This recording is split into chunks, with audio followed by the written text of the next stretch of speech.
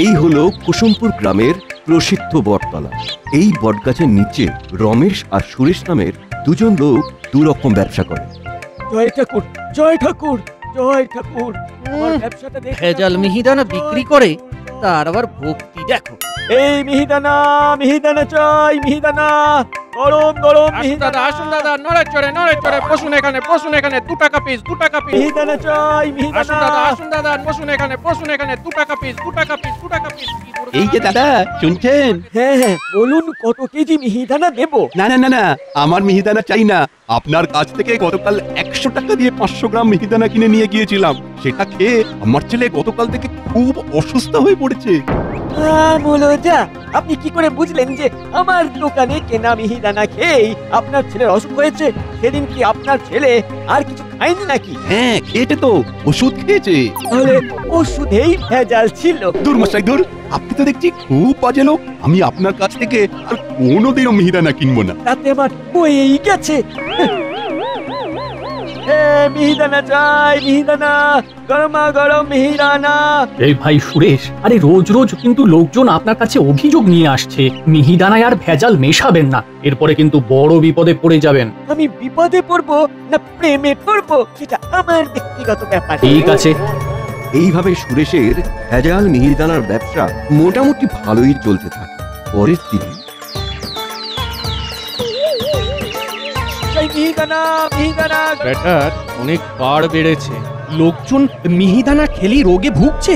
কি করি? এই তো পেয়েছি, বুদ্ধি পেয়েছি। সুরেশ যখনই বলবে চাই মিহিদানা, তখনই আমাকে বলতে হবে খেলেই মরবে।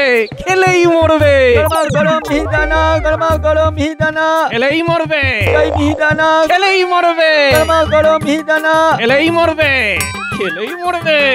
কি দাদা, এই মিহিদানা ভালো হবে তো? একদম টাটকা মিহিদানা, টাটকা গরম মিহিদানা। খেলেই মরবে। বিশ্বাস না হয় তো দোকানদারকে খাইয়ে দেখুন, খেলেই মরবে। খেলেই মরবে? ওরে বাবা, না না না না না না। কি দাদা চলে যাচ্ছেন কেন? এই তো আপনার পাশের লোক বলছেন খেলেই মরবে। না বাবা, আমার মরার ইচ্ছে নেই। দাদা আপনি আমার দোকান থেকে এই ইঁদুর মারার বিষ নিয়ে যান, একদম বিশুদ্ধ বিষ। খাটের তলায় দেবেন আর শ্মশান ঘাটে যাবে। হ্যাঁ হ্যাঁ দাদা, এই তাই দিন। বাড়িতে ইঁদুরের বড্ড উৎপাত। এই নিন। এই তুমি আমার খদ্দেরকে ওভাবে ভাগালে কেন? ভাগালে কেন? বাবা, আমি কোথায় আপনার খদ্দের ভাগালাম? আমি তো বললাম খেলেই মরবে। আরে বাবা, বিষ খেয়ে ইঁদুর মরবে, আপনার মিহিদানা খেয়ে মানুষ মরবে তা তো বললিনি। বুঝেছি। সুরেশ প্রচন্ড রাগে রমেশের দিকে তাকিয়ে থাকে। সেদিন যতবার কোনো খদ্দের সুরেশের দোকানে মিহিদানা কিনতে আসে, ততবার তারা রমেশের কথা শুনে অন্যদিকে চলে যায়। সেদিন রাতে সুরেশ গ্রামের মোড়ল মশাইয়ের বাগানের 2 ফসলি আম গাছ থেকে অনেক আম চুরি করে আর সেগুলোর খোসা ছাড়িয়ে সব খোসা আমের আটি রমেশের বাড়ির সামনে ফেলে রাখে।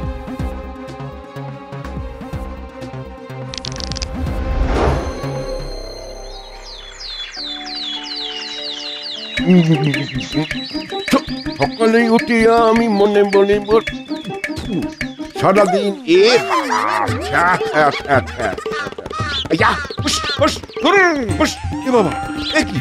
কি সর্বনাশ!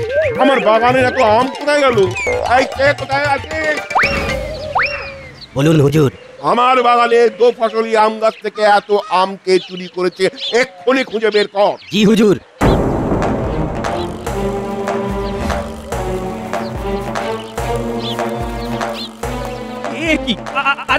আরে কে আমার বাড়ির সামনে এত আমের খোসা আটি ফেলে গেছে? ওই তো ব্যাটার হাতে অনেক আমের খোসা। এই ব্যাটাই চোর। ধর ব্যাটাকে, ধর। কি ভেবেছিস কি মোড়ল মশাইয়ের বাগানের 2 ফসলি আম চুরি করে আর পেয়ে যাবি? ওরে বাবা গো, ওরে মা গো, মরে গেলাম গো। আমরা খোসা দেখেই বুঝে গেছি এগুলো মোড়ল মশাইয়ের বাগানের আম। হ্যাঁ, এবার বোঝ বেটা, খেলা সামলা।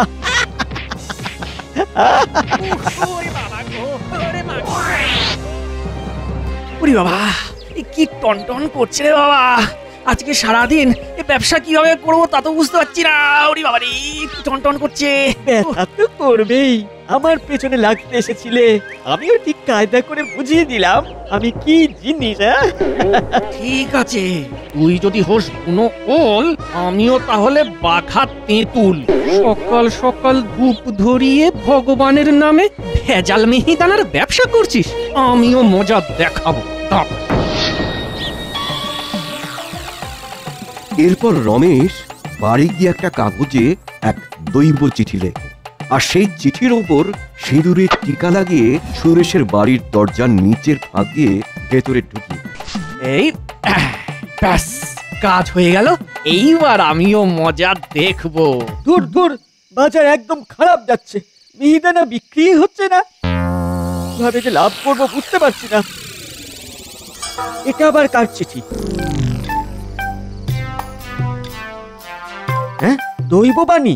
বৎস সুরেশ, আমি তোর প্রার্থনায় খুব খুশি হয়েছি। তুই যদি মিহিদানার ব্যবসায় উন্নতি চাস, তাহলে তাহলে আজ রাত ঠিক দুটোর সময় মোড়ল মশাইয়ের বাগানের খেজুর গাছ থেকে খেজুরের রস পেরে তা দিয়ে খেজুর গুড় বানা, আর তারপর সেই গুড়ের মিষ্টির মিহিদানা বানা। তাহলেই দেখবি তোর ব্যবসায় রাতারাতি সাফল্য আসবে। ঠাকুর, তুমি আমায় চিঠি পাঠিয়েছো, কি সৌভাগ্য, কি সৌভাগ্য। আমি আজই মোড়ল মশাইয়ের খেজুর গাছের খেজুর রস ফাঁকা করে দেব। কিন্তু খেজুর গাছে তো এমনি এমনি ওঠা যাবে না, মই নিয়ে যেতে হবে।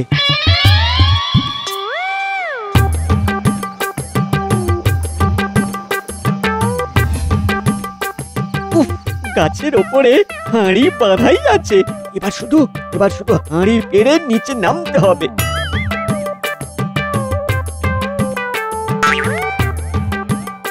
এই তো বেটা সুরেশ গাছে উঠেছে। এইবার মইটা নামিয়ে দি, তারপর ঢিলটা মারলেই ব্যাস কেল্লা ফতে।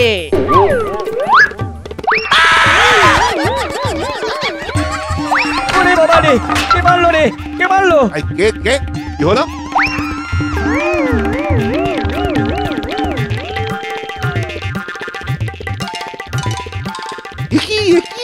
এ তো আমার খেজুরের রসের হাঁড়ি ভেঙে পড়ে আছে। আমি চুরি করতে উঠিনি, আমাকে ভগবান বলেছে আপনার বাগানের খেজুর রস পাড়তে। আজকে চামড়া গুটিয়ে দেবো। ওই যে আম চুরির অপবাদে অকারণে আমি যে মারগুলো খেয়েছিলাম।